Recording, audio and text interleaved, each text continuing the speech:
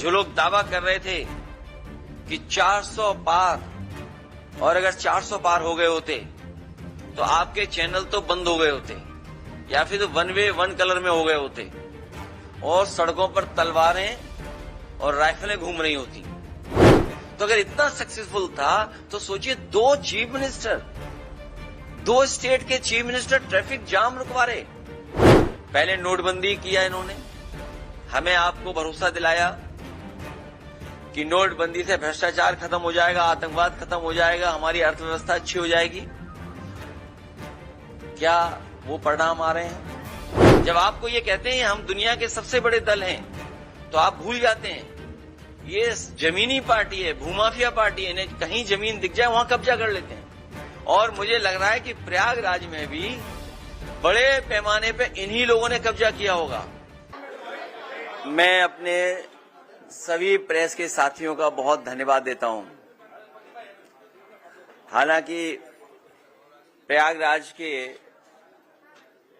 कई पत्रकार साथियों से समय समय पर, और जब महाकुंभ के स्नान पर मैं आया था उस समय भी मिलने का मौका मिला था, लेकिन इस तरीके से बातचीत का और अपनी बात कहने का बहुत दिनों बाद मुझे मौका मिल रहा है। मैं अपने प्रेस के सभी साथियों का बहुत धन्यवाद देता हूं। साथ ही साथ हमारी पार्टी के विधायक, पूर्व विधायक और जिम्मेदार पद पर सभी पदाधिकारी जो हमारे साथ यहां पर उपस्थित हैं, मैं उन सब का धन्यवाद देता हूं। महानगर अध्यक्ष जी का भी और पार्टी के दोनों जिलाध्यक्ष, बगल के जिले के भी मुझे दिखाई दे, उनका भी बहुत बहुत धन्यवाद।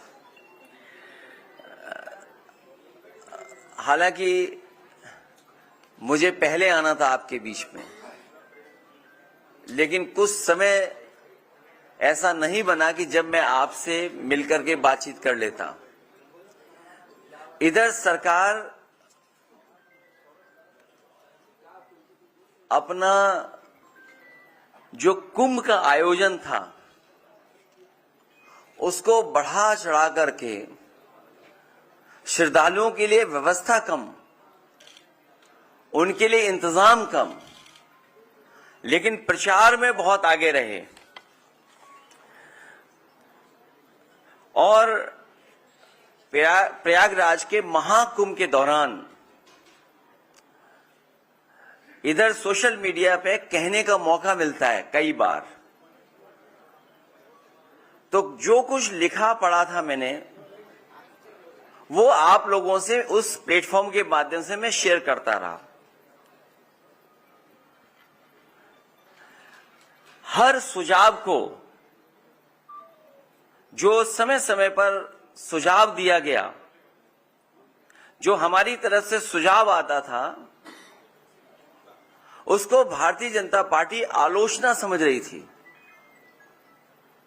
और हम लोग चेतावनी इसलिए दे रहे थे क्योंकि 2013 में सरकार बनने के बाद समाजवादी पार्टी को भी कुंभ कराने के मुझे अवसर मिला था।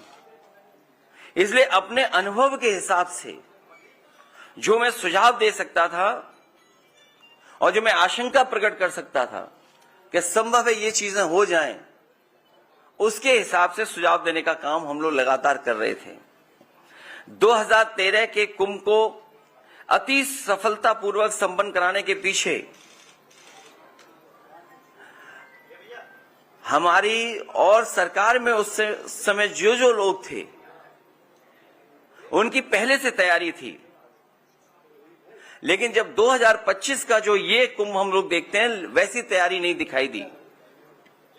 इसीलिए हम लोग तैयारियों को देखते हुए सरकार को चेता रहे थे, बता रहे थे, जानकारी दे रहे थे।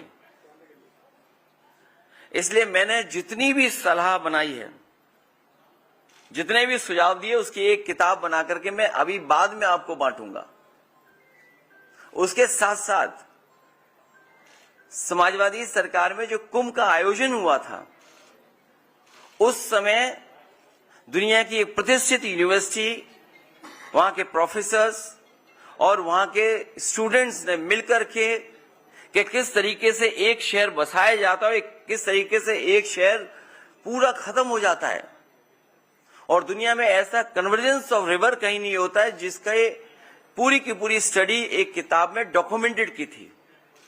उस डॉक्यूमेंट स्टडी को उस समय सरकार में लखनऊ में भी हम लोगों ने पत्रकार सम्मेलन कर करके उनके बीच में पूरी की पूरी रिपोर्ट रखी थी। दिल्ली में भी जाकर के उस तरह का आयोजन हम लोगों ने किया था। हम जिसे सलाह के रूप में प्रस्तावित कर रहे थे उसे भाजपाई अपने नकारात्मक नजरिए की वजह से अपनी बुराई समझ रहे थे।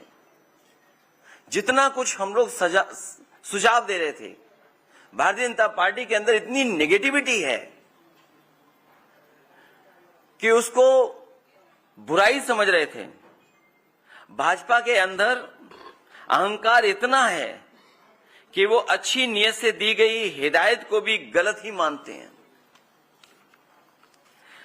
और जो आंकड़े बताए जा रहे थे, आंकड़े में तो एक बहुत बड़ी स्टडी हो सकती है कि जिस तरह के आंकड़े समय समय पर इनके मिनिस्टर्स, इनकी सरकार के संबंधित लोग बता रहे थे कि इतना पार्किंग स्पेस है, इतना होल्डिंग एरिया है, इतनी ट्रेन्स हैं, इतनी बसेस हैं, इतना हमने इंफ्रास्ट्रक्चर क्रिएट कर दिया है, इतनी सुविधाओं के लिए हम लोगों ने इंफ्रास्ट्रक्चर क्रिएट कर दिया है। किसी को भी स्वास्थ्य को लेकर के, किसी को भी किसी तरह के लेकर के कहीं नहीं होगा, कोई असुविधा नहीं होगी। और एक समय तो ऐसा आया जब इंटरव्यू में ये कहा कि हम लोगों ने, भारतीय जनता पार्टी के मुख्यमंत्री जी ने कहा कि हमने 100 करोड़ लोगों को, और 100 करोड़ अगर श्रद्धालु भी आएंगे उनका हम इंतजाम कर करके रखेंगे। भाजपा सच्चे आंकड़े छिपाने और झूठे आंकड़े फैलाने में माहिर है। उनसे बेहतर सच्चे आंकड़े कोई नहीं छिपा सकता, और मनगढ़ंत आंकड़ों का भी प्रचार उनसे अच्छा कोई नहीं कर सकता है। हालांकि एक समय पर तो किसी सरकार में एक प्रोपोगेंडा मिनिस्टर हुआ करते थे, लेकिन भारतीय जनता पार्टी के अंदर तो पूरा का पूरा सरकारी प्रोपोगेंडा है। पूरी सरकार प्रोपोगेंडा चल रही है। जिन्होंने ये कहा और बड़े बड़े विज्ञापन दिए कि ये पहली बार डिजिटल कुंभ होने जा रहा है, और दावा तो ऐसा किया था डिजिटल कुंभ का कि इतना डिजिटल होगा कि अगर कोई भी डेटा मांगा जाएगा तो सरकार कुछ सेकंडों में उपलब्ध करा देगी। जिन्होंने डिजिटल कुंभ कराने की योजना बनाई वो डेटा तक नहीं प्रोवाइड कर पाए। दावे यहां तक किए गए थे कि ड्रोन से पूरी निगरानी होगी। लग तो ये रहा कि ड्रोन उड़े ही नहीं है। जो लोग ड्रोन से हर चीज की निगरानी रखने में और निगरानी कैसे की जाती है उसकी समय समय पर जानकारी देते थे, सुनने में आया कि जब वक्त था, जिस समय सबसे ज्यादा जरूरत थी ड्रोन की या सीसीटीवी कैमरे की या डिजिटल जो आपने कुंभ बनाया था, उस समय सब कुछ इलेक्ट्रॉनिकली बंद था या बंद करा दिया गया था। इन्होंने संगम नोज की भगदड़ में मारे गए लोगों की संख्या नहीं बताई।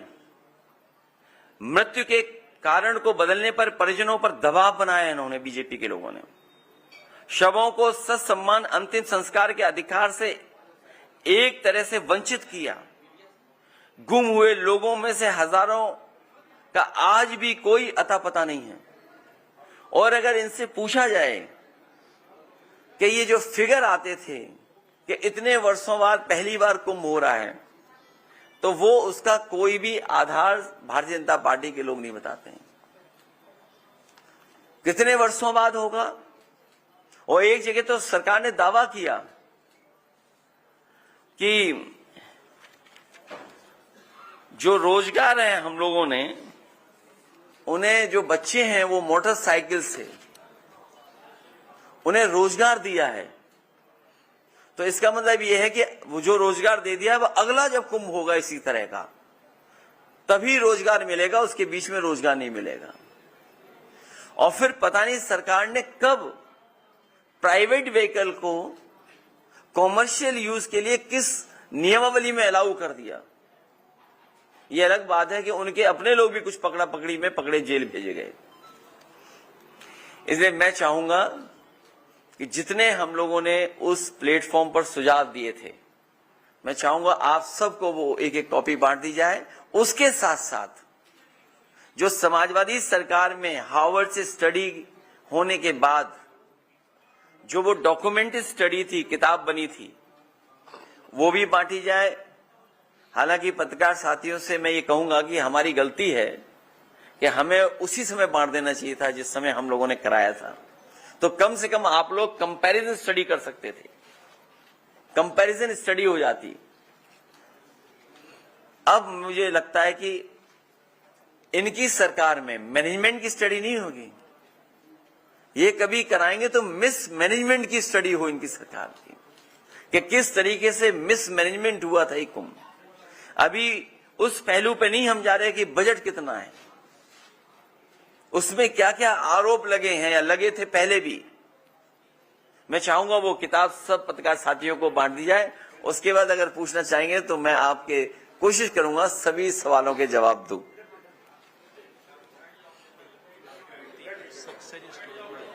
नहीं वो अभी नहीं।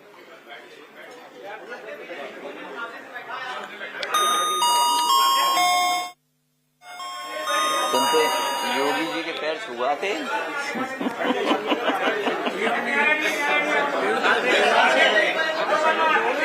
एक मिनट किताब हो जाए सबको, फिर पूछ लेना। क्या बता रहे? अभी नहीं।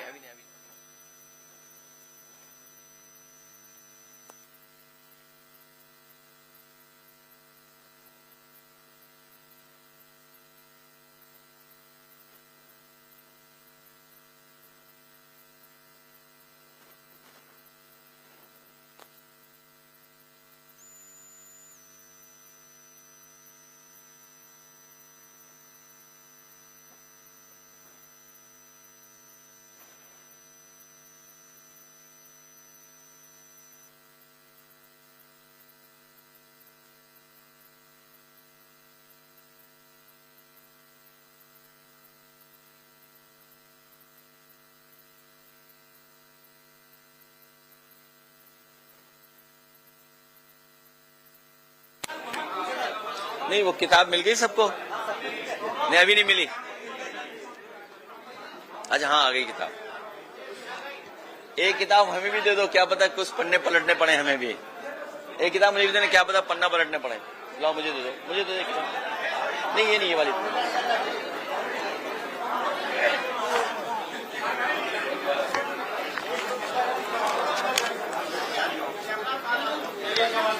जी पूछिए।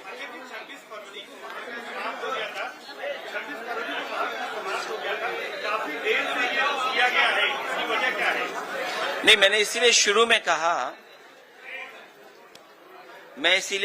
कह रहा था कि ये काम मुझे पहले करना चाहिए था।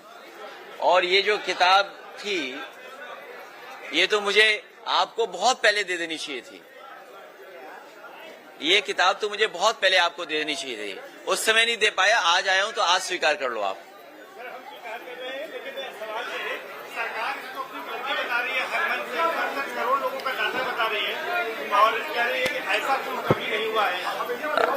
इसीलिए मैं आपसे कहूंगा कि दोनों चीजें कंपैरिजन स्टडी हो जाए। और मुझे ही नहीं याद होगा, आप सबको याद होगा, ये सरकार 30 से बहुत प्रभावित है। 30 मार्का सरकार 30 से बहुत प्रभावित है। अगर ये डाटा सब कुछ सही है तो सरकार ये बोलती है कि जब उनसे पूछा गया कि कितने लोगों की जान गई तो बोले 30। बोला कारोबार में नाविक लोगों ने कितना कमाया, एक व्यक्ति का उदाहरण दिया उन्होंने कि 30। और बोला पूरा कारोबार कितना होगा, 30 गुना 10,000 करोड़। अगर 30 गुना 10,000 करोड़ का व्यापार हुआ है तो प्रयागराज के लोग उस समय पर हाउस अरेस्ट रहे। उनका जीवन यापन कैसे चला होगा आपसे बेहतर नहीं समझा होगा कोई। जो सरकार ये दावा कर रही है, दो मुख्यमंत्री, कई आईपीएस केवल ट्रैफिक इंतजाम में लग गए और ये तक लग गए खड़े होकर के कि अब आप मत आगे जाइए, पीछे जाइए, लौट जाइए, यहां पर स्थान नहीं है, यहां पर व्यवस्था नहीं कर सकते। तो अगर इतना सक्सेसफुल था तो सोचिए, दो चीफ मिनिस्टर, दो स्टेट के चीफ मिनिस्टर ट्रैफिक जाम रुकवा रहे, और कई लोग जो गलती कर गए गूगल मैप की वजह से, डिजिटल मैप की वजह से, जिन्हें लगा कि सफर यहां से दूसरी जगह पहुंचने में 4 घंटे 5 घंटे लेंगे, उन्होंने रिस्क ली और यकीन करिए पूरा दिन, पूरी रात, आधा दिन पहुंचे जाकर के दर्शन कर पाए जाकर के। ये श्रद्धालुओं की अपना श्रद्धा है, ये सरकार का योगदान नहीं है। जो लोग ये दावा करते थे कि $1 ट्रिलियन इकोनॉमी बनाएंगे, दुनिया में हमारी इतनी बड़ी $1 ट्रिलियन इकोनॉमी हो जाएगी, हमारा डंका बच जाएगा, विश्व गुरु हो जाएंगे, उनका इंफ्रास्ट्रक्चर कैसा था? और फिर सवाल यह है कि इंफ्रास्ट्रक्चर के लिए तैयारी क्या की गई, और तैयारी में जो पैसा खर्च किया उसका हिसाब किताब कोई देने को तैयार नहीं है। इतना डिले क्यों हुआ? इसीलिए हम लोग समय समय पर सरकार को बता रहे थे, जानकारी दे रहे थे।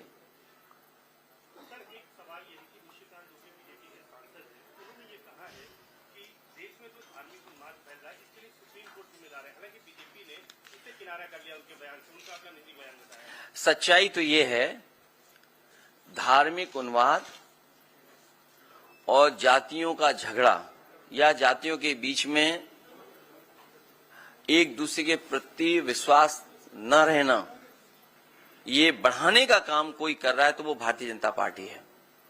भारतीय जनता पार्टी समय समय पर किस तरीके से डिवाइड एंड रूल कर सकें, समाज में कैसे डिवीजन करें, कभी धर्म के नाम पे डिवाइड करना, कभी जाति के आधार पे डिवाइड करना, ये भारतीय जनता पार्टी के लोगों का बहुत ही वेल प्लान्ड प्रोग्राम चलता है।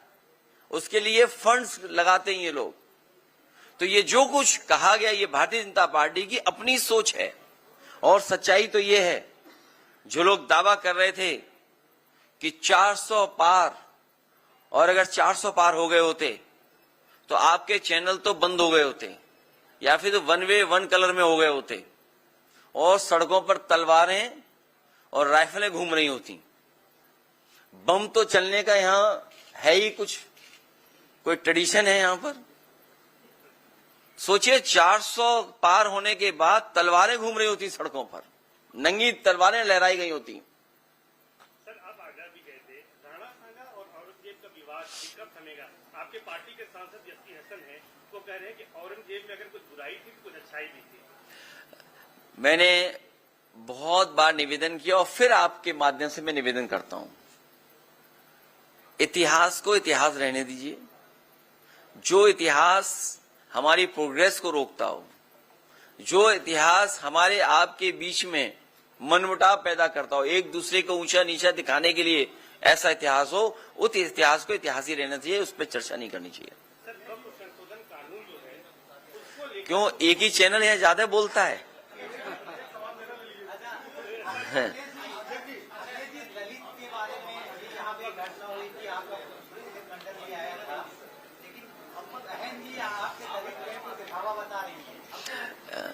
आज भी उन्होंने ट्वीट किया है कि कांग्रेस और भाजपा की तरह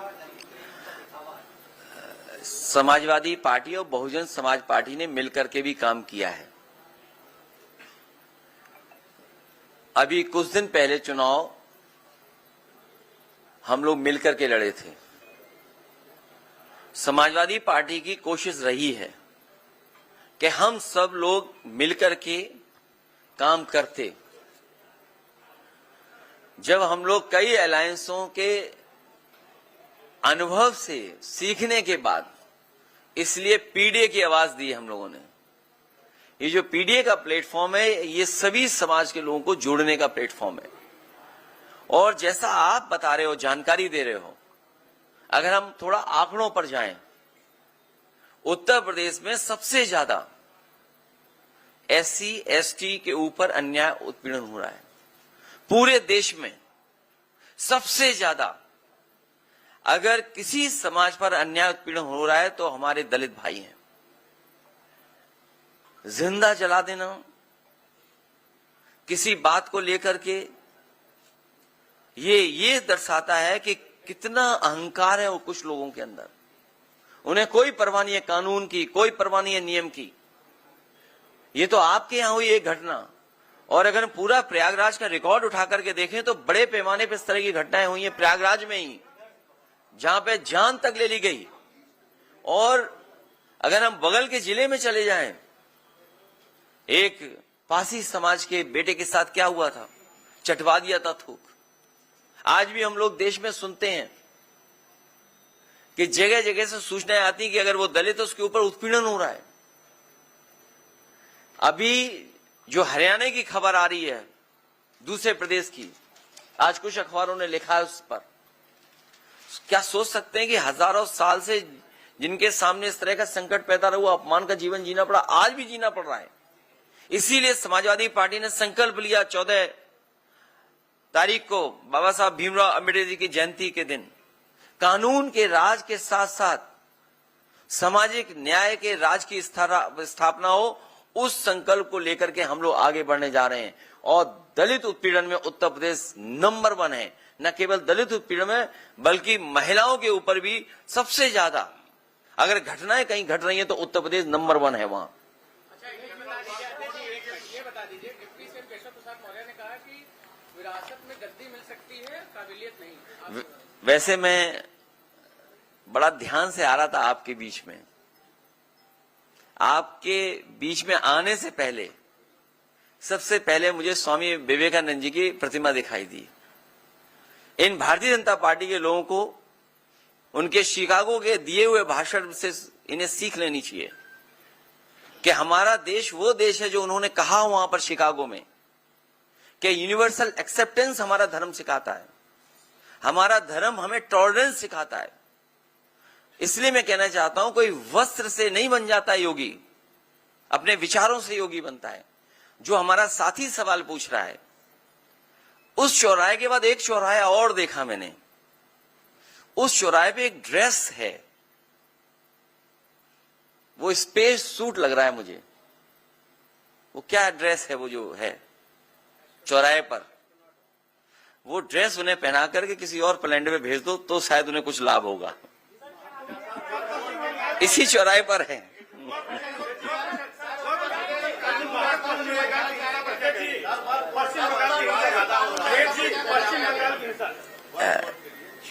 वक्फ बिल के खिलाफ हम लोग थे, और अगर हम उसके पीछे जाएं, भारतीय जनता पार्टी छीनने की राजनीति करती है। भारतीय जनता पार्टी छीनने की राजनीति करती है, आपसे कुछ छीन ले, उसका ये बाकायदा प्रोग्राम बनाते हैं। पहले नोटबंदी किया इन्होंने, हमें आपको भरोसा दिलाया कि नोटबंदी से भ्रष्टाचार खत्म हो जाएगा, आतंकवाद खत्म हो जाएगा, हमारी अर्थव्यवस्था अच्छी हो जाएगी। क्या वो परिणाम आ रहे हैं? उसके बाद इन्होंने वैट छीन लिया, नया कानून लागू कर दिया जीएसटी का। जिस तरह से आजादी का जश्न मना था उसी तरह जीएसटी का जश्न मनाया गया। और आप जान लीजिए कितने संशोधन जीएसटी में हो चुके हैं। व्यापार बर्बाद हो गया, व्यापार छीन लिया इन्होंने, बहुत लोगों का कारोबार छीन लिया इन्होंने। एंग्लो इंडियंस का एक आरक्षण होता था, विधानसभा में एक सीट थी, अपॉइंट हुआ करते थे। दिल्ली में लोकसभा में भी सीट थी। एंग्लो इंडियंस का इन्होंने आरक्षण छीन लिया। ये जो जगह जगह वाइस चांसलर्स अपॉइंट कर रहे हैं लोग, या आयोग वगैरह में अपने लोग बैठा रहे हैं, ये सब आरक्षण छीन रहे हैं लोग। बौद्ध धर्मों का इन्होंने बहुत से स्थानों को छीन लिया। हाल ही में आपने देखा होगा जैन धर्म के लोग पूरे आंदोलित हैं। जो सत्य अहिंसा का, करुणा का रास्ता दिखाते हैं, उन्हें सड़कों पे आना पड़ा। वो इसलिए आना पड़ा कि उनके मंदिर की जमीन छीन रही है बीजेपी। ये भारतीय जनता पार्टी वक्फ बिल इसलिए लेकर के आई है जिससे ये जमीन छीन ले। भारतीय जनता पार्टी से बड़ी जमीनी पार्टी कोई नहीं है। जब आपको ये कहते हैं हम दुनिया के सबसे बड़े दल हैं, तो आप भूल जाते हैं ये जमीनी पार्टी है, भूमाफिया पार्टी है, इन्हें कहीं जमीन दिख जाए वहां कब्जा कर लेते हैं। और मुझे लग रहा है कि प्रयागराज में भी बड़े पैमाने पे इन्हीं लोगों ने कब्जा किया होगा। और आप पीडीए से सूची निकलवा लीजिए, पीडीए से बोर्ड पीडीए के लग गए थे, इन्हें लगा कि समाजवादियों ने बोर्ड लगवा दिए। बाद में हमारे 46 में 56 वाले मुख्यमंत्री जी को पता लगा कि ये तो पीडीए प्रयागराज डेवलपमेंट अथॉरिटी है, तो होर्डिंग हटने लगे। पीडीए में भी सबसे ज्यादा जमीन कौन छीन रहा है, कौन ले रहा है? ये भूमाफिया पार्टी है, भारतीय जनता पार्टी। इन्होंने तालाब, सरकारी जमीन, झगड़े की जमीन, पुलिस के दबाव को बना करके, और बहुत सारे जो यहां पर घटनाएं हुई हैं, बहुत सारी प्रयागराज की जो घटनाएं हुई हैं, अंतर्राष्ट्रीय स्तर पे, देश के स्तर पे जब कभी भी सच्चाई आएगी सामने, तो ये भारतीय जनता पार्टी के भूमाफिया नेता और उनके लोग ही निकलेंगे। पश्चिम बंगाल में कार्रवाई हो रही है, जांच हो रही है। पश्चिम बंगाल में जो दंगा बताया जा रहा है, जो हुई है घटना, उस पे कार्रवाई भी हो रही है, जांच भी हो रही है, कई लोग गिरफ्तार भी कर लिए गए हैं। लेकिन इसके साथ साथ याद रखिएगा एक बात, ये दंगा कराने के पीछे अगर किसी का हाथ होता है तो हमेशा भाजपा ही होते हैं। मैं अपने यहां का उदाहरण देना चाहता हूं, कन्नौज का। कन्नौज में एक गरीब को इन्होंने पकड़ा, भारतीय जनता पार्टी के कार्यकर्ता नेताओं ने, और उससे कहा कि हम तुम्हें 10,000 रुपए या 20,000 रुपए देंगे, तुम ये जानवर का ये मांस इस मंदिर में फेंक दो। वो गरीब घबरा गया, उसने कहा कि मैं ये काम नहीं कर सकता हूं। लेकिन बीजेपी के नेता ने कहा कि हम तुम्हारे साथ चलेंगे। वो बीजेपी का नेता साथ गया उस गरीब के, उसे कुछ पैसा दिया और मांस फिकवाया, और उसका परिणाम यह हुआ कि वहां पर बड़ी पैमाने पे दंगा हो गया। एक दूसरे की दुकानें तोड़ दी गई, जला दी गई, नुकसान हुआ। जब हम सब लोगों ने जांच और सच्चाई बताई तो उसमें 17 भारतीय जनता पार्टी के नेता जेल गए। 17 नेता भारतीय जनता पार्टी के जेल गए, एनएसए लगा उन पर। हाईकोर्ट में आप जानकारी कर लेना उन पे किस तरह का वो केस था। तो जहां इस तरह की घटना होती, भारतीय जनता पार्टी के लोग शामिल रहते हैं। भारतीय जनता पार्टी के लोग चाहते हैं कि इसी तरह का समाज में झगड़ा लगा रहे, जिससे वो राजनीतिक लाभ उठा लें। क्योंकि जो बुनियादी सवाल हैं आप उनसे पूछिए। अगर ये हमें, आज तो साइंस है, आज तो एस्ट्रोनॉमी है, आज तो साइंस है ना हमारे आपके बीच में, और हमारे आपके पास न जाने कितने ऐप हैं जहां पे अगर मैं कोई बात कहता हूं तो वो आप जानकारी कर लेंगे, सच्चाई आ जाएगी सामने। चैट जीपीटी है मान लीजिए, और भी प्लेटफॉर्म हैं। आप मुझे बताइए, ये जो कुंभ में ये फैलाया गया था, कितने वर्ष वाला फैलाया था, कितने वर्षों बाद हो रहा है? बताइए कहां से ये लेकर के आए थे?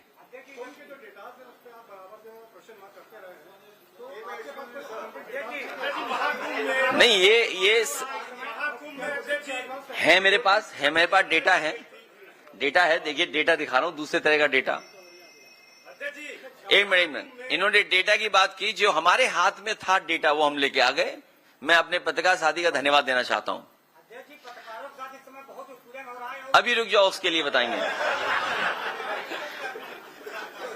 आगरा में जो पोस्टेड है SHO SO, टोटल पोस्टिंग है 48, पीडीए 15, बाकी सब सिंह भाई लोग हैं। मैनपुरी 15 है टोटल पोस्टिंग, पीडीए 3, सिंह भाई लोग हैं 10। चित्रकूट बिल्कुल आपके बगल में जिला है, छोटा जिला है। अगर कहीं गलत डेटा हो तो मैं अपने पत्रकार साथी से कहूंगा डेटा ठीक कर दें हमारा। टोटल पोस्टिंग 10, पीडीए 2, सिंह भाई 5। महोबा छोटा जिला है, और आगे जाइए आप, 11 total posting, PDA 3, Singh 6, Singh भाई। अब प्रयागराज का भी इसी तरह का डेटा होगा। डेटा आपके पीरियड में रहा आयोग का, जिसे यादव आयोग कहा गया था, इसकी सीबीआई जांच भी हुई, आज तक उसका कोई नतीजा नहीं। आप लोग यह विषय भूल गए या उठाया? नहीं, भूले नहीं है। हम आप लोगों से भी सहयोग और मदद चाहते हैं उसमें। आप लोग का सहयोग तो आप हम आपसे भी सहयोग और मदद चाहते हैं। जब ये मैंने बात सदन में पूछी थी, हमारे हालांकि मुख्यमंत्री जी योगी हैं, उन्हें हर चीज का ज्ञान है। अभी डंडा और अंडे की बात कर रहे थे। अंडा मतलब जीरो, क्योंकि हमारी आपकी भाषा में अंडा भी बोलते हैं जीरो को। जिन मुख्यमंत्री ने शपथ ली हो, वो डंडे की बात कर रहे थे। सोचिए आप, ठोक देंगे। उर्दू हमारी भारतीय भाषा है। मुझे उम्मीद है उन्होंने सुप्रीम कोर्ट का वो जजमेंट पढ़ लिया होगा और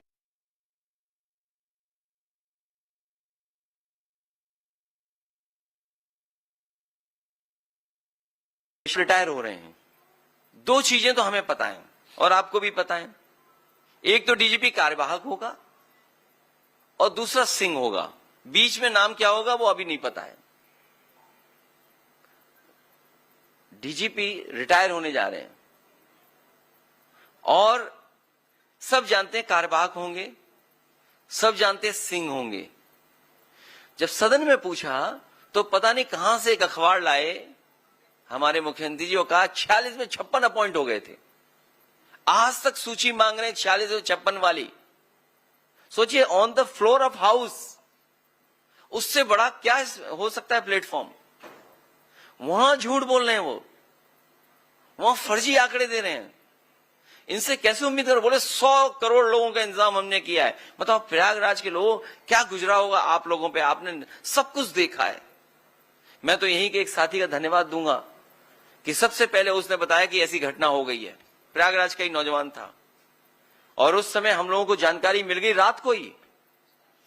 2:15 बजे मैसेज आ गया, लेकिन क्योंकि इश्यू बहुत सेंसिटिव था इसलिए मैंने ट्वीट नहीं किया और ना उस पर स्टेटमेंट दिया। मैं सरकार का इंतजार कर रहा था। लेकिन सोचिए, सरकार ने साधु संत, इतने मुनि, जितने हमारे लोग आए थे जो कुंभ की शोभा थे, इतने लोग, उनसे क्या झूठ बोला कि किसी की जान नहीं गई है।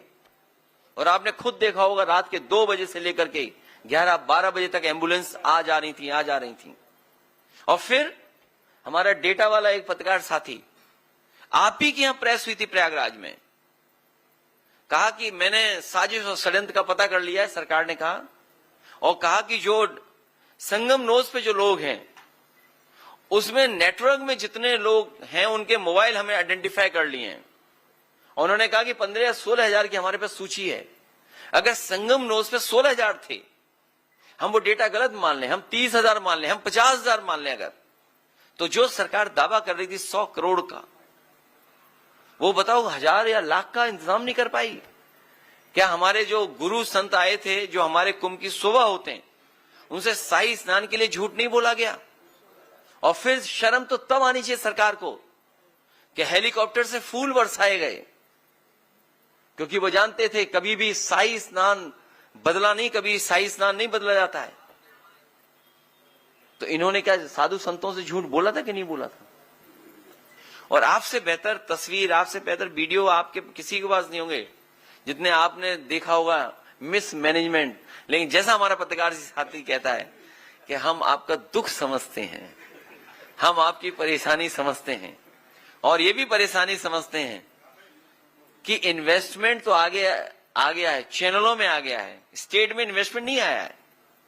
जो दावा कर रहे थे 40 लाख करोड़, 40 लाख करोड़ से ज्यादा इन्वेस्टमेंट आएगा। चैनलों में तो इन्वेस्टमेंट आ गया, लेकिन कोरोना के बाद हमारे किसी भी पत्रकार साथी का वेतन नहीं बढ़ा। तमाम समस्याएं समाधान या उन सब चीजों को हम लोग समझते हैं, ये भी समझते हैं कि कितना गला घोंटा जा रहा है आपका।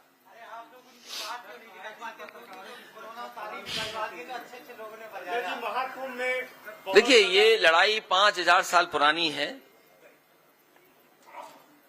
ये लड़ाई 5000 साल पुरानी है और अभी 22 में हम लोग बस जीत ही गए थे।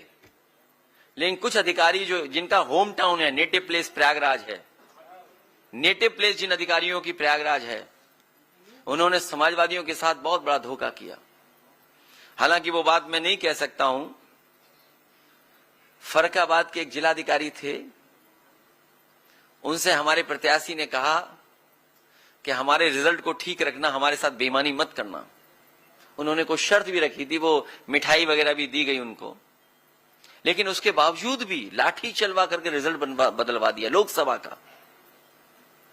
इसी तरह विधानसभा का हमारा चुनाव इन्होंने बदला। एक बहस लंबी है, जानकारी आपको भी होगी, इसलिए पूरी तैयारी के साथ हम लोग पीडीए, पीड़ित दुखी, ये जो हमारे दुखी लोग हैं इनके साथ पीडीए है, जो पीड़ित लोग हैं उनके साथ भी पीडीए है।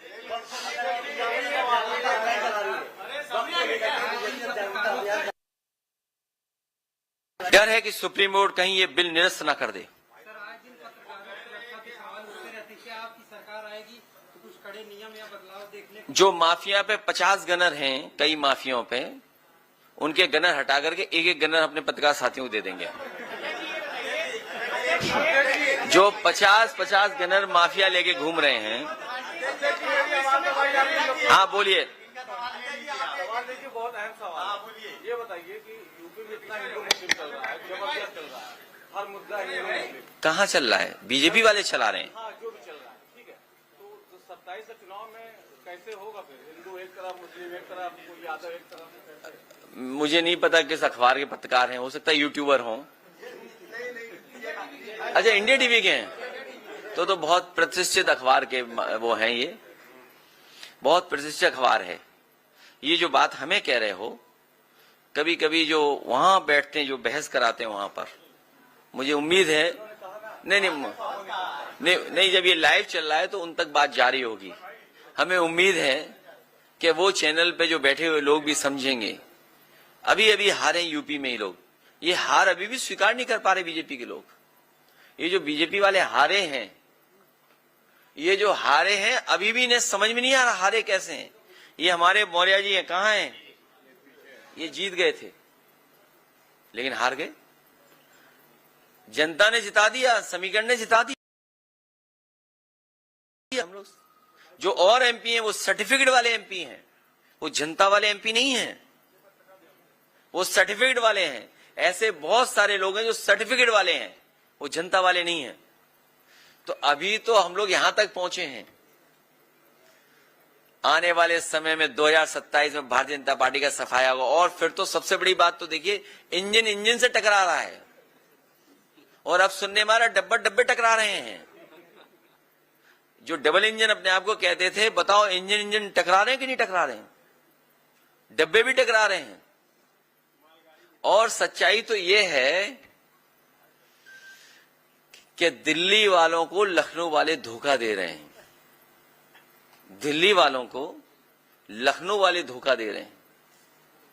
जब सेंट्रल बोर्ड ने यह कहा कि जो गंगा का और खासकर जो कुंभ में पानी है उसके पैरामीटर्स ये हैं,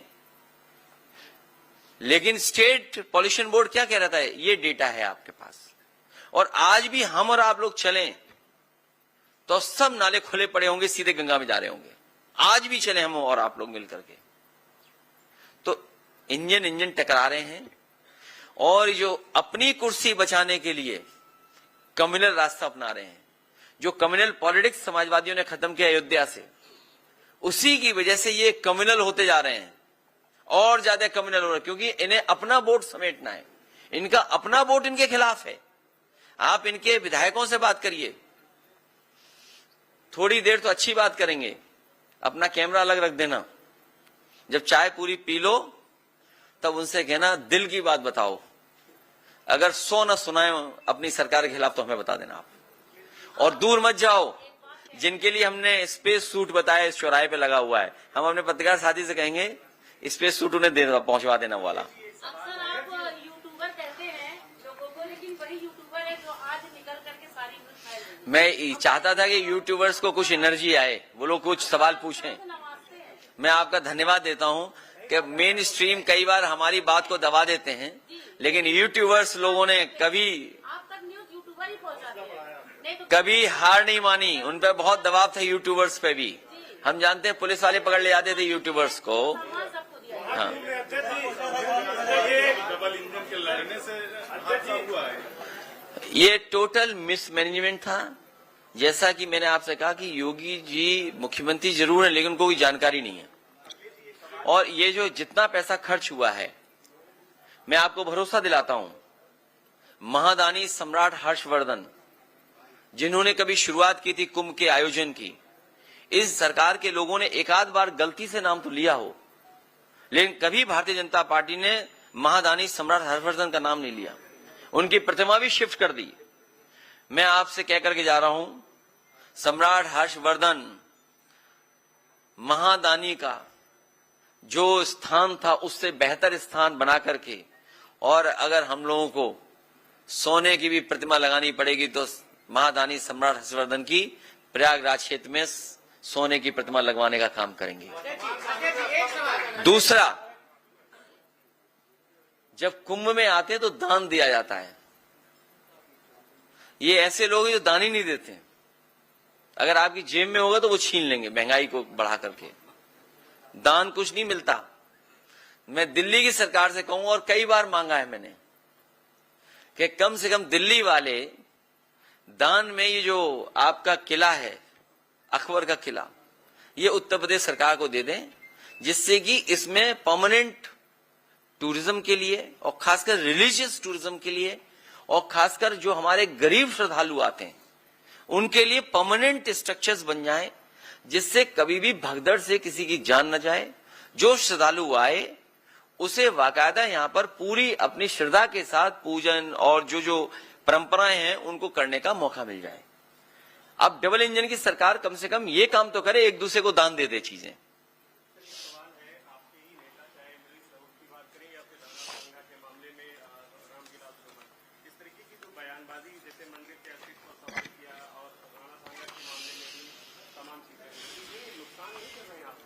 मैंने इसीलिए कहा कि हम अपनी पूरी लीडरशिप को कह चुके हैं, फिर आपके माध्यम से दोबारा मैं कहता हूं, किसी भी इतिहास के बारे में हम लोग चर्चा न करें।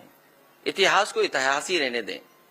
दूसरा, हमारा धर्म, आपका धर्म, इनका धर्म, उनका धर्म, धर्म में बहुत सारी बातें हैं। धर्म को एज इट इज स्वीकार करना चाहिए। हम धर्म पे भी कोई कंपटीशन या कोई भी हम टिप्पणी नहीं करना चाहते। और इस मामले में सुप्रीम कोर्ट भी कई बार कह चुका है कि हमें किसी एक दूसरे को ठेस नहीं पहुंचानी है। कोई भी तथ्य बात हम रखें, लेकिन किसी दूसरे वाले को क्रोध नहीं आना चाहिए। और आज के जमाने में चैट जीपीटी है।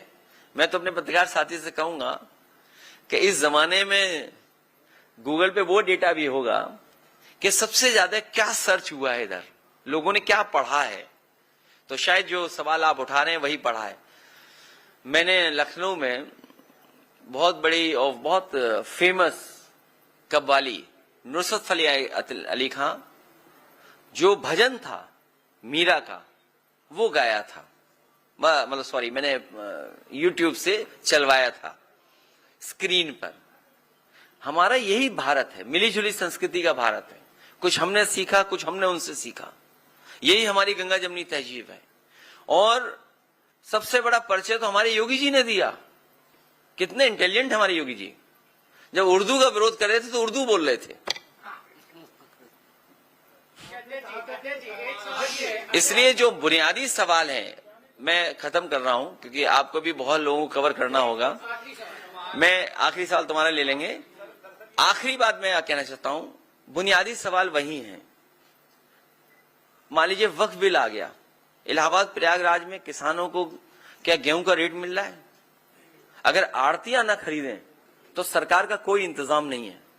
और सुनने में आया कि सरकार ने यह पाबंदी लगाई है कि आड़तियां कंपटीशन न करें, इसी रेट पे पूरा गेहूं खरीद लें।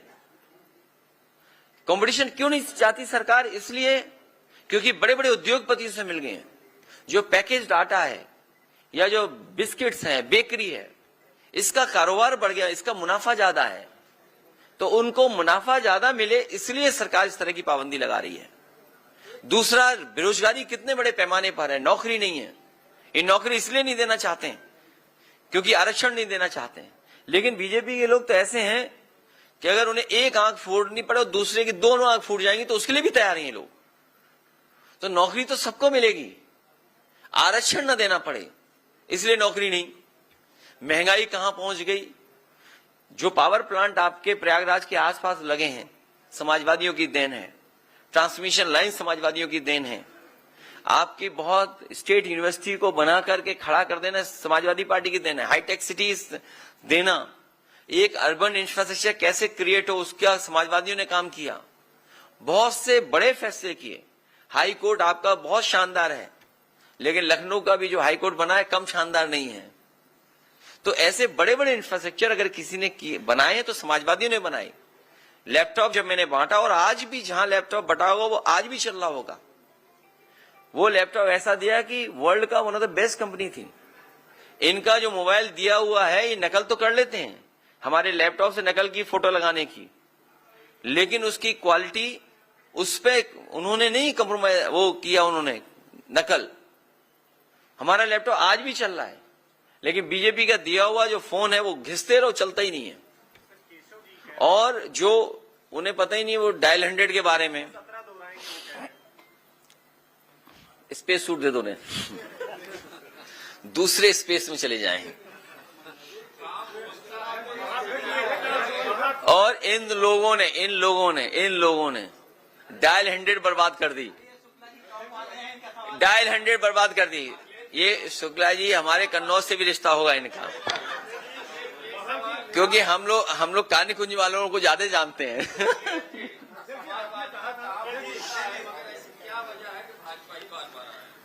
अब भाजपा नहीं आएगी, क्योंकि आप लोग भी नहीं चाहते भाजपा आए।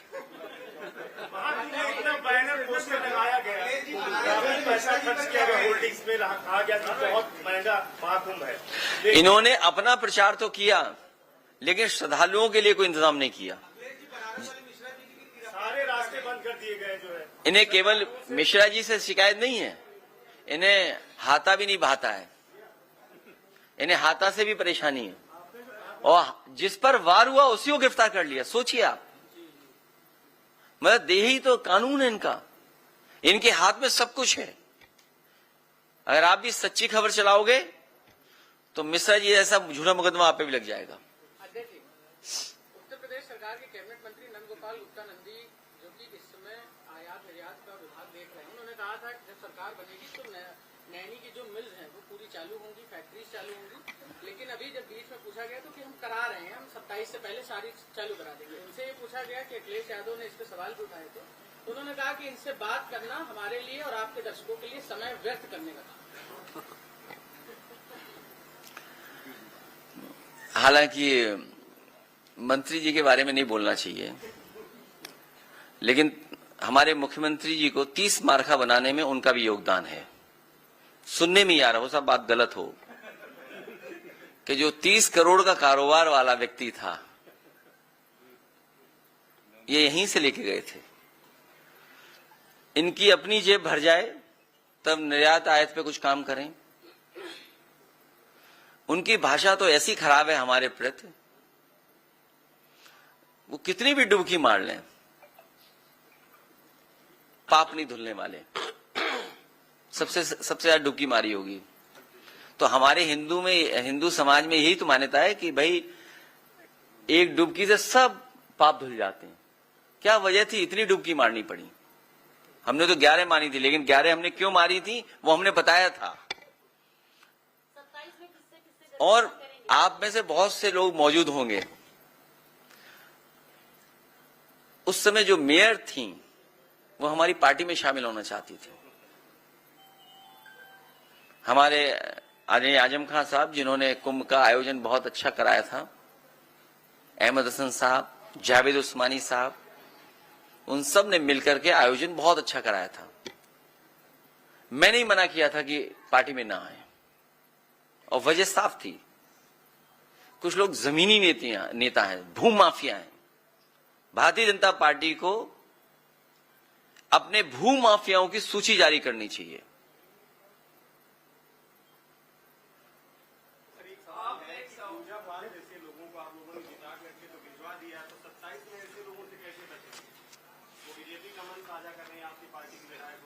मत पूछो, ये कोई सवाल बड़ा नहीं है,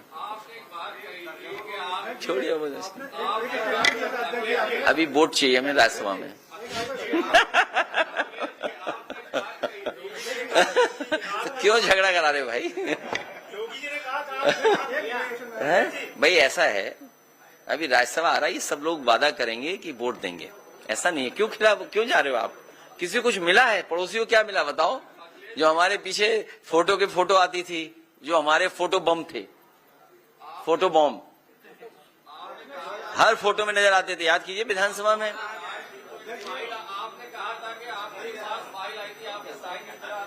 अब वो बात भूल गया, पुरानी बात हो गई। किसकी? अभी उपाध्याय एक बस्ती में थे, मैं अपने शुक्ला जी का बहुत धन्यवाद देता हूं, कान निकुंज है हमारे ये। अरे सरयू पारी है। नहीं, वो बात हमारी उनकी हो रही है। ये इसीलिए मैंने कहा कि पीड़ित दुखी जो भी लोग हैं हम उनके साथ हैं। बस्ती में एक उपाध्याय जी थे नौजवान, उनको पुलिस ने पीट पीट के मार दिया। आप पता करिए, समाजवादी पार्टी उनके साथ खड़ी थी, समाजवादी पार्टी के लोग गए, अपनी जेब से भी आर्थिक मदद की और पार्टी की तरफ से भी हम लोगों ने मदद पहुंचाई, 1 लाख रुपए उसकी मदद की। हाथा नहीं भाता, ये झगड़ा पुराना है, हरिशंकर तिवारी जी के जमाने से चला आ रहा है मामला, उन बातों में मैं नहीं जाना चाहता हूं। उसी सीरीज में आप देखिए उनके साथ क्या अन्याय हो रहा है। आप कहीं भी कुछ जमीन कब्जा कर रहे हैं, लेकिन उनकी प्रतिमा लग रही थी, नहीं लगने दे रहे हैं आप। केवल यही नहीं, सबसे पहले एक सॉफ्टवेयर इंजीनियर थे, याद कीजिए, लखनऊ में गोली मारी गई थी, वो तिवारी जी थे। हाँ, विवेक तिवारी। सबसे पहले गाड़ी पलटने का तो आपको पता ही है, गाड़ी पलटने का कौन खड़ा था? तो हम लोग हर गरीब के साथ हैं, हर दुखी के साथ हैं, हर अपमानित जो हो रहा है उसके साथ हैं। इसीलिए पीडीए का नारा दिया। ये हमारी PDA strategy Bharatiya Janata party को सबक सिखाने जा रही है, और उसी का परिणाम यह है कि जो अभी आपने देखा था कुछ दिन पहले, जो हंगामा बड़ा हुआ था, उसमें बाकायदा फाइनेंस हुआ था उत्तर प्रदेश से, अपना वर्चस्व दिखाने के लिए कि अगर हमारे साथ हमारी कुर्सी छीनी जाएगी तो ये लोग भी सब चले जाएंगे जो लहरा रहे हैं तलवार। क्या प्रयागराज से 2027 की तैयारी माना जाए? 2027 में प्रयागराज के हम अपने संगठन और नेताओं से कहेंगे, और जिस तरह का जनता में हम लोग समर्थन देख रहे हैं, जिस तरीके से आजमगढ़ और अंबेडकर नगर, बलिया, पूरा का पूरा, गाजीपुर या सफाया कर दिया था बीजेपी का, इसी तरीके से प्रयागराज से भी हम लोग मिल करके सफाया करेंगे। अगर पुलिस ही वोट डालने लगेगी तो किसी के फेवर में नहीं कुछ आएगा। अगर आपका मोबाइल ही छीन ले तो न्यूज क्या दिखाओगे? वोट ही छीन लिया। अगर आपका मोबाइल छीन ले तो न्यूज क्या दिखाओगे? इंडिया गठबंधन है और इंडिया गठबंधन रहेगा।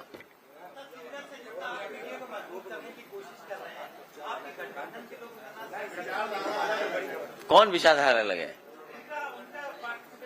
कौन कौन कौन? नहीं, अभी शादी में जा रहे हैं, अचानक ये हॉल मिल गया आपसे बातचीत करने के लिए। क्या चीज? नहीं, ये होटल आपका है, हमारा नहीं है। नहीं, अब